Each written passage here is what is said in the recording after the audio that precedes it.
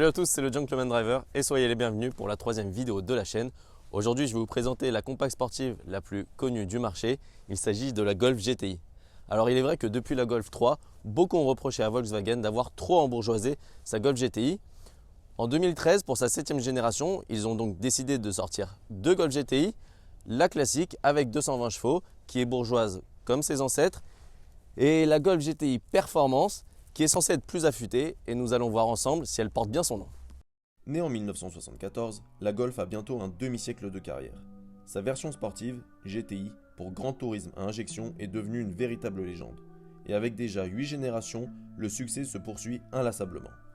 La Golf première génération fut un succès immédiat. Cette après-coccinelle aux lignes innovantes a conquis un public nombreux dès sa sortie. Fini les lignes arrondies, place à la sportivité. Le comportement exemplaire de la Golf, ajouté à la passion des ingénieurs de Volkswagen, les ont poussés à travailler sur leur temps libre. Imaginant une version plus sportive, en 1976, la Golf GTI voit le jour avec un 1,6 L équipant déjà quelques Audi. Résultat, 110 chevaux pour 800 kg et un 0 à 100 abattu en 9 secondes 5, une performance très honorable pour l'époque. Plébiscitée, cette version survitaminée de l'époque généra une nouvelle catégorie de véhicules, le segment des compacts sportives. Le succès de la Golf GTI donna par la suite des idées à d'autres constructeurs, comme Peugeot qui commercialisa en 1984 la 205 GTI. Avec l'arrivée de modèles concurrents, Volkswagen fit donc évoluer sa Golf avec un 1800 cm3 de 112 chevaux. En France, on aura même eu le droit à une version officielle préparée par Oettinger en lui greffant 8 soupapes pour arriver à 16 et ainsi développer 136 chevaux. Malheureusement, en raison d'une concurrence de plus en plus rude, la Golf de première génération tira sa révérence en 1984 pour laisser place à la Golf 2. Suscitant moins d'enthousiasme que sa devancière en raison d'un poids plus important, la Golf GTI deuxième génération subit de nombreuses retouches esthétiques. Il en sera de même pour les versions suivantes qui, malgré de nombreuses évolutions stylistiques et mécaniques, ne permettront pas de reconquérir un public nostalgique. Alors pour ce qui est du design, personnellement, j'adore cette Golf 7 GTI. Je la trouve même plus agressive que les Golf 7R parce qu'il suffit de prendre un 1,4 L, d'y mettre un packer et visuellement vous allez obtenir une Golf 7R. Celle-ci, elle se différencie des Golf classiques avec un pare-choc avant qui est plus agressif. On a le logo GTI sur la calandre en nid d'abeille, un liseré rouge qui déborde jusqu'à dans les phares xénon. On a également des petites ailettes qui permettent de cacher les anti-brouillards. Pour ce qui est du profil, on retrouve des jantes Austin en 18 pouces, chaussées en 225 avec des Michelin PS4. On a des étriers monopiston avec le logo GTI, ce qui la différencie d'une Golf GTI classique. On a également des disques en 340 mm de diamètre. Pour ce qui est du profil, on retrouve le logo GTI sur l'aile avant. Alors celle-ci, elle est en 3 portes, comme les Golf 1 GTI, et je la trouve nettement plus sportive. Elle a également le blanc Oryx nacré qui lui va à merveille et un toit ouvrant en option. Pour un aspect esthétique et afin d'améliorer la tenue de route, le propriétaire a fait poser des KW V1 qui permet d'abaisser le centre de gravité de 20 mm. On retrouve un bec arrière qui est plus sportif, un pare-choc arrière avec un pseudo-diffuseur qui aurait mérité d'être nettement plus agressif. On retrouve une double sortie en inox de 100 mm avec un intermédiaire et sans silencieux et vous allez voir, ça chante plutôt très bien.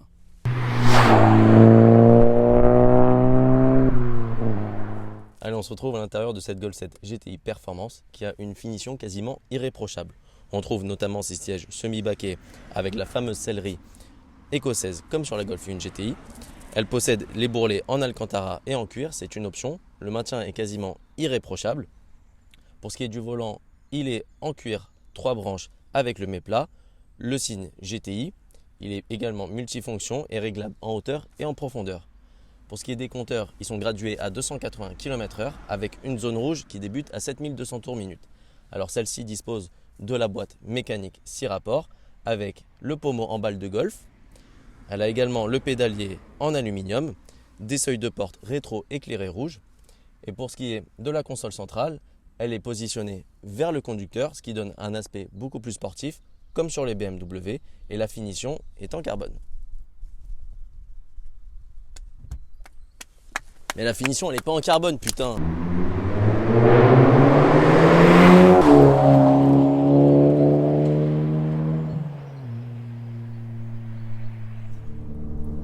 Allez, nous voilà à bord de cette Golf 7 GTI Performance. On est dans la vallée de Chevreuse afin d'exploiter les 230 chevaux et le châssis de cette nouvelle plateforme. Donc sur petite départementale assez sympa. Bon alors déjà, pour ce qui est de l'intérieur, le bruit il est vraiment sympa. Bon, pour ce qui est de l'intérieur déjà, pour moi il est quasiment parfait. Les sièges maintiennent vraiment très très bien. On est sur un bon compromis entre sport, maintien et confort. En plus, je les trouve vraiment sympas. Et avec ce tissu écossais, ça nous rappelle la fameuse Golf 1 GTI. Moi, j'aime vraiment les bourrelets en Alcantara, tout comme les appuis-têtes. Franchement, je trouve ça hyper sympa. La position de conduite, pour moi, elle est parfaite. On est assis vraiment bas. Le volant, il est réglable en hauteur et en profondeur. En profondeur, pardon.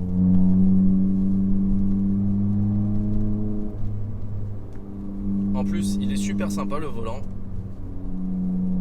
Je le trouve vraiment beau avec les inserts en alu. Vraiment top. Pour ce qui est de la direction, on est sur une toute nouvelle direction qui est censée être plus ferme et plus incisive et précise.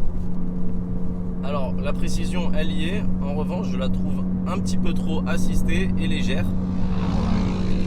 Salut à toi ami motard. Et voilà, sinon l'intérieur voilà, il est parfait quoi.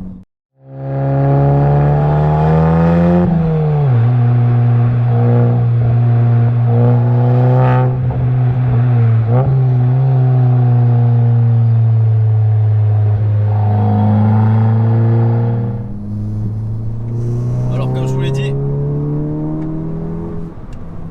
celle-ci elle possède une ligne qui bourdonne assez dans la voiture parce qu'on n'a pas de silencieux, on est sur un full tube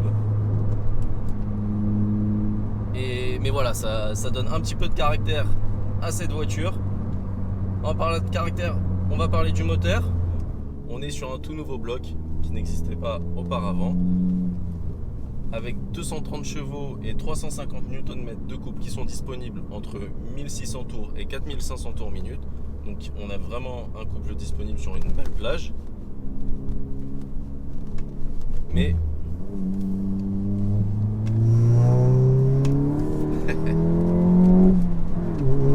bon,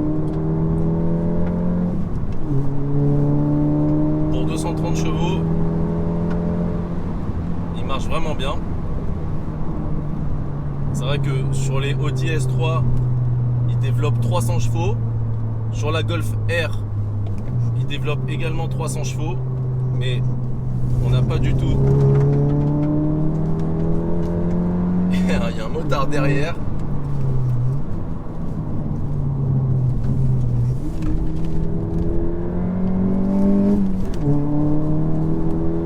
Pour voir le motard. Ouais, mais là il me rattrape, c'est normal, c'est une ligne droite. Un petit triomphe.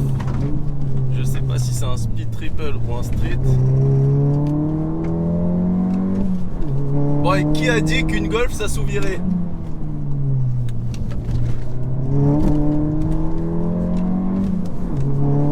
Alors sur cette Golf, bon là je vais parler du châssis, je suis désolé. Sur cette Golf, on a un autobloquant mais qui est électronique. C'est-à-dire qu'on n'est pas sur un autobloquant à disque ou mécanique. Et ça d'ailleurs c'est vraiment dommage parce que ça fonctionne pas du tout pareil. Et c'est beaucoup moins efficace. Le principe de cet autobloquant c'est de freiner les roues qui sont à l'intérieur du virage plutôt que de transmettre le couple sur la roue extérieure au virage.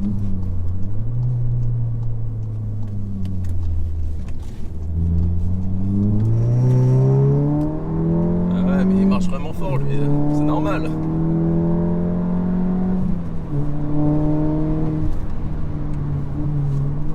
On a vraiment des belles courbes. Et c'est vraiment pas mal, franchement je m'attendais vraiment pas à ça. Venant de la part d'une Golf, alors je suis désolé, je sais que je vais me mettre beaucoup de gens à dos. Mais voilà, pour moi une Golf c'était sous-vireur, bateau, etc. Mais là avec ce nouveau châssis, en plus on a des KW V1 qui permet de baisser le centre de gravité. Du coup ça améliore aussi la tenue de route. Et c'est vrai que je m'attendais vraiment pas à ça. Là avec les petits enchaînements que j'ai pu faire à une certaine vitesse, ben, franchement c'est vraiment pas mal. Vraiment bien. Et même le moteur, les 230 chevaux, bah, ils sont vraiment présents. Alors je trouve qu'il est dommage sur le moteur là, c'est qu'on n'a pas d'arrivée de coupe. Pourtant on est sur un 2 litres turbo. Et alors certes, bah, c'est bien, vous allez me dire, comme ça il n'y a pas de sous-virage, on peut mettre pied plancher en sortie de courbe, bah, c'est sûr que c'est bien, mais il manque ce truc en fait. Il est pas assez pimenté en fait le moteur. Enfin, c'est pas que je le trouve ennuyeux, mais il manque quelque chose quoi. Je connais, enfin voilà, je vais parler de la Mégane parce que je connais très bien cette voiture. Alors ça marche quasiment pareil, si ce n'est pareil, pourtant il y a 30 chevaux d'écart. Mais le couple, il arrive de façon plus violente à 3500 tours. Et on a vraiment ce coup de pied au cul qui est vraiment sympa. Sur celle-ci, bah, le couple il est disponible vraiment sur une belle plage. Et on est sur un moteur plutôt linéaire. Et je trouve ça dommage. Il manque ce côté vraiment sportif au moteur en fait. Mais il marche très bien. Il marche bien, ça on peut pas lui reprocher.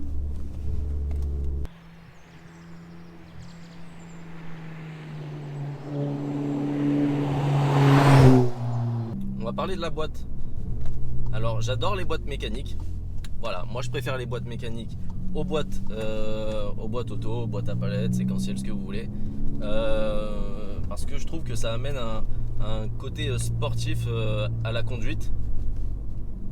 Et voilà, donc je préfère les boîtes manuelles. Donc ça tombe bien, on en a une. Et ça c'est super rare sur les Golf, parce qu'en général on a la fameuse boîte DSG. Alors je suis vraiment pas fan de la boîte DSG. Pour le coup je la trouve pas sportive. Le fait en plus d'appuyer sur un bouton et ça passe le rapport, je trouve qu'il n'y a rien d'excitant là-dedans. Et du coup bah là en plus on a une super bonne prise en main avec le petit pommeau en balle de golf, pareil, qui rappelle la Golf 1. Alors elle est super précise et elle verrouille bien. Et ça c'est important.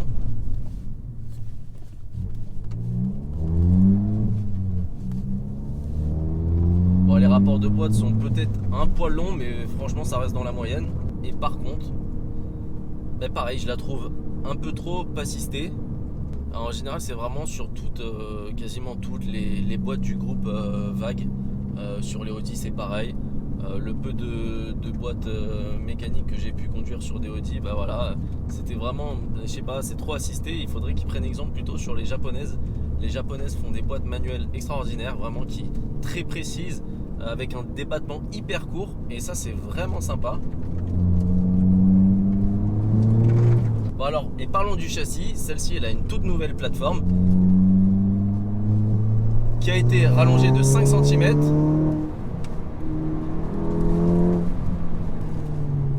Et qui permet d'économiser 80 kg sur la balance. Elle pèse 1300 kg en boîte manuelle, ce qui est quand même relativement léger pour une compacte. À titre de comparaison, une Mégane RS, on est à quasiment 100 kg de plus. Et vraiment 100 kg c'est pas négligeable. D'ailleurs c'est peut-être pour ça que ça marche aussi bien.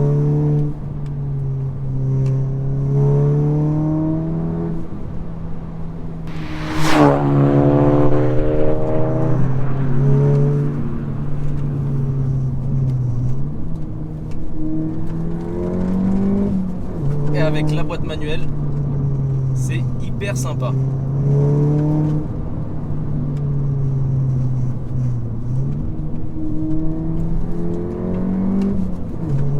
Allez, on est sur une petite route. Ah, une 2 chevaux. Elle a 2 Dush. Alors je vais essayer de vous faire écouter le son.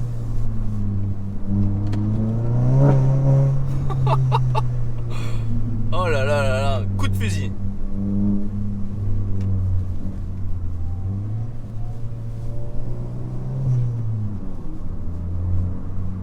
Oh, le scooter, heureusement qu'il bouge.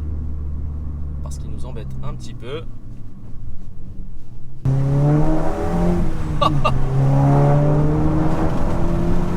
Oh là là. Franchement, la ligne, elle est hyper sympa.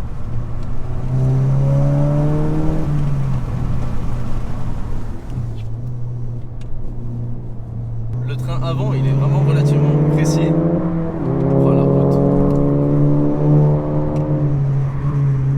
Alors, je trouve qu'il y a un peu... Alors, attendez, on va essayer de pas faire peur aux cyclistes, le pauvre. Je trouve qu'elle prend un petit peu de roulis. Alors c'est relativement contenu, hein, mais sur certains appuis et enchaînements de virages, il y a quand même un petit peu de roulis.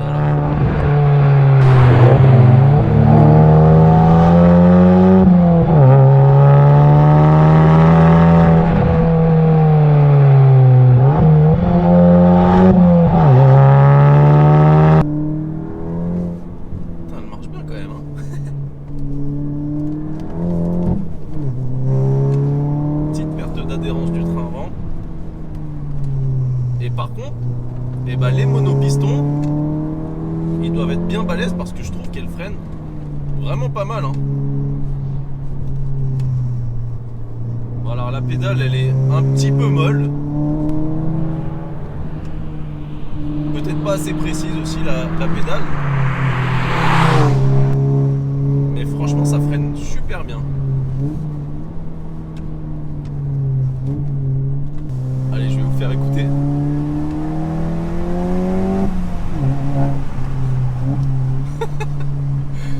Le bruit, il est complètement... Il est complètement dingue, surtout quand on roule sur le couple.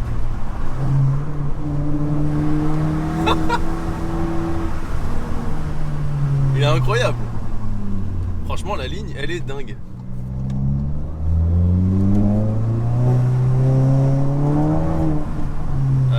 Alors bon, là la route elle est un petit peu grasse, hein. C'est vrai que le train avant il sous-vire légèrement, mais quand on reprend les gaz, et puis bon, c'est normal, hein. Mais ah,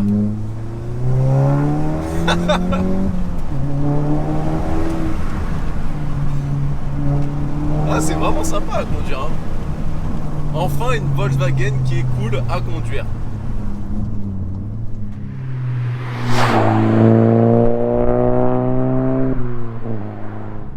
Pour en tirer une petite conclusion de cette Golf 7 GTI Performance, sa principale caractéristique, c'est qu'elle sait tout faire. Elle est ultra polyvalente et en plus elle sait bien le faire, mais pas à la perfection. Je m'explique. De la part d'une série dite Performance, j'aurais aimé avoir quelque chose d'un peu plus dynamique. Par exemple le moteur. Les 230 chevaux, certes, ils sont là, mais je trouve que le moteur n'est pas assez communicatif. Mais pour ça, il suffit de mettre une petite roue prog et vous allez gagner 80 chevaux. Et là, on aura quelque chose d'hyper sympa. Le châssis, il est confortable, il est plutôt sportif. En plus, elle est légère, c'est un avantage. Mais pareil, la direction, elle est un peu légère, je trouve. Donc voilà, j'aurais aimé avoir quelque chose d'un peu plus rigoureux et dynamique. Elle n'est pas prête de concurrencer une Mégane 3 RS en essai dynamique par exemple, et encore moins sur circuit. Bon, et pour finir, moi j'adore cet exemplaire de la Golf 7 GTI Performance en 3 portes qui donne vraiment cet aspect sportif avec la boîte mécanique et son petit pommeau en forme de balle de golf, ainsi que la sellerie écossaise. Pour moi, je trouve que c'est vraiment la descendante pure de la Golf 1 GTI.